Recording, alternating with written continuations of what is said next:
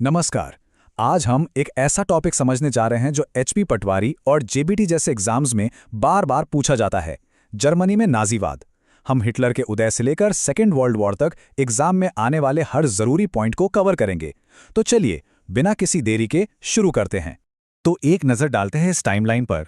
यह Nazi Germany का पूरा रोड मैप है। देखिए, कहानी शुरू होती है 1918 में, जब जर्मनी पहला वर्ल्ड वॉर हार गया। फिर 1919 में उस पर एक अपमानजनक संधि थोपी गई। 1933 में हिटलर पावर में आया। 1939 में उसने सेकेंड वर्ल्ड वॉर शुरू किया और आखिर में 1945 में उसके राज का अंत हुआ। हम एक एक करके इन सभी घटनाओं को डिटेल में समझेंगे। तो कहानी की शुरुआत होती है फर्स्ट वर्ल्ड वॉर के मलबे से। जर्मनी हार चुका था, देश में चारों तरफ उथल पुथल मची थी और इसी के बीच एक नई और काफी कमजोर सरकार का जन्म हुआ। देखते हैं ये सब हुआ कैसे। मतलब युद्ध में हार के बाद जर्मनी ने कहा राजशाही को बाय बाय और डेमोक्रेसी को हाय हाय। वाइमर रिपब्लिक की स्थापना हुई। और पता है सबसे बड़ी बात क्या थी? जर्मनी के इतिहास में पहली बार सभी अडल्ट्स को, यहां तक कि औरतों को भी वोट देने का हक मिला। ये कोई छोटा मोटा बदलाव नहीं था, ये एक बहुत बड़ा कदम था। लेकिन ये जो नया नया लोकतंत्र था ना, इसके पैदा होते ही इसके सर पर एक बहुत बड़ी मुसीबत आ पड़ी, और वो थी वर्साई की संधि। इसकी शर्तें इतनी अपमानजनक थीं, सोचकर देखिए, 6 अरब पाउंड का जुर्माना, अपनी 13% जमीन गंवा दी, 70% लोहा और 26% कोयला भी चला गया। मतलब देश की इकोनॉमी की कमर ही तोड़ दी। और सबसे बड़ी बेइज्जती, युद्ध का सारा ठीकरा जर्मनी के सिर फोड़ दिया गया। अब जाहिर सी बात है, जर्मन लोगों को लगा कि उनके साथ धोखा हुआ है। उन्हें बहुत बेइज्जती महसूस हुई और उन्होंने अपने ही सरकार को, अपने ही नेताओं को नवंबर के अपराधी का टैग दे दिया। बस यहीं से डेमोक्रेसी की नींव शुरू से ही हिल गई थी। पॉलिटिकल ड्रामा तो बस ट्रेलर था, पिक्चर तो अभी बाकी थी। जर्मनी एक ऐसे आर्थिक बवंडर की तरफ बढ़ रहा था जो हिटलर जैसे किसी शख्स के लिए सत्ता का दरवाजा खोलने वाला था। साल आया 1923। जर्मनी ने वॉर का कर्ज चुकाने के लिए इतने नोट छापे कि उसकी करेंसी की वैल्यू कागज के बराबर हो गई। इसी को कहते हैं हाइपर इन्फ्लेशन। हालत का अंदाजा आप ऐसे लगाइए कि एक ब्रेड खरीदने के लिए लोगों को बोरियों में, ठेलों में नोट भरकर ले जाने पड़ते थे।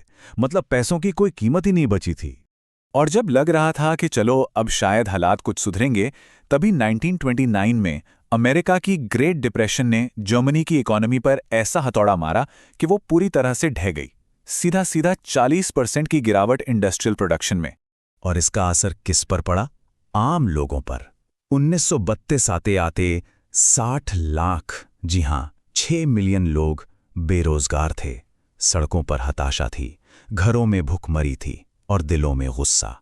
और ऐसे ही माहौल में लोग किसी मसीहा को ढूंढते हैं जो उन्हें इस मुसीबत से निकालने का वादा करे। और बस इसी मौके पर एक आदमी स्टेज पर आता है।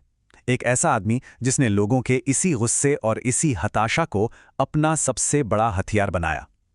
नाम था एडोल्फ हिटलर। हिटलर की बातों में जादू था। वो एक कमाल का स्पीकर था। उसने लोगों को वही सपने दिखाए जो वो देखना चाहते थे। जर्मनी का खोया हुआ सम्मान वापस लाऊंगा, वर्साई की संधि को फाड़कर फेंक दूंगा, हर हाथ को काम दूंगा। उसके इन जोशीले भाषणों ने लोगों के अंदर एक उम्मीद की आग जला दी। और नतीजा, 1932 तक उसकी नाजी पार्टी जर्मनी की सबसे बड़ी पार्टी बन चुकी थी। 30 जनवरी 1935, ये तारीख याद रखिएगा। इस दिन हिटलर जर्मनी का चांसलर बना और फिर उसने बड़ी ही चालाकी से एक एक करके डेमोक्रेसी की सारी ईंटें गिरा दी। पहले जर्मन पार्लियामेंट में एक रहस्यमयी आग लगी। उसने इसका बहाना बनाकर लोगों के सारे अधिकार छीन लिए। और फिर उसने अपना मास्टर स्ट्रोक खेला। एक ऐसा कानून पास करवाया जिसने उसे एब्सोल्यूट पावर दे दी। इस कानून का नाम था इनेबलिंग एक्ट। और ये एक्ट जर्मनी में डेमोक्रेसी के ताबूत में आखिरी कील था। बस इसके पास होते ही हिटलर को पार्लियामेंट से ऊपर उठकर अपनी मर्जी से देश चलाने की पूरी ताकत मिल गई।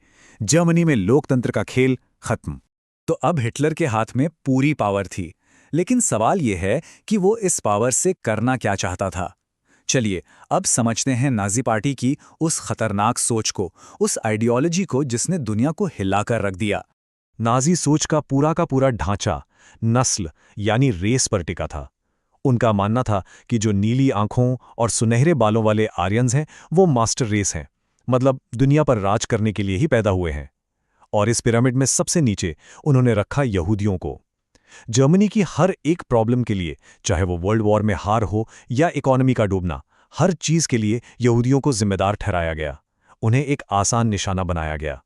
उनकी आइडियोलॉजी का एक और खतरनाक पिलर था लेबेंसराम का कंसेप्ट। इसका सीधा सीधा मतलब है लिविंग स्पेस या रहने की जगह। हिटलर को लगता था कि उसकी मास्टर रेस को फैलने के लिए और जमीन चाहिए, और ये जमीन कहां से आएगी? पूर्वी यूरोप के देशों पर कब्जा करके। बस यही सोच थी जिसने दूसरे वर्ल्ड वॉर की चिंगारी लगाई। और जब सोच ही इतनी जहरीली हो तो अंजाम तो भयानक होना ही था। यही आइडियोलॉजी दुनिया को सेकेंड वर्ल्ड वॉर और इतिहास के सबसे बड़े नरसंहार हॉलोकास्ट की आग में झोंकने वाली थी। तो अपने लिविंग स्पेस के प्लान पर काम करते हुए हिटलर ने एक के बाद एक पड़ोसी देशों पर कब्जा करना शुरू कर दिया। दुनिया देखती रही, और फिर आई वो तारीख, 1 सितंबर 1939। इस दिन जर्मनी ने पोलैंड पर हमला कर दिया, और बस इसी के साथ सेकेंड वर्ल्ड वॉर का बिगुल बज गया।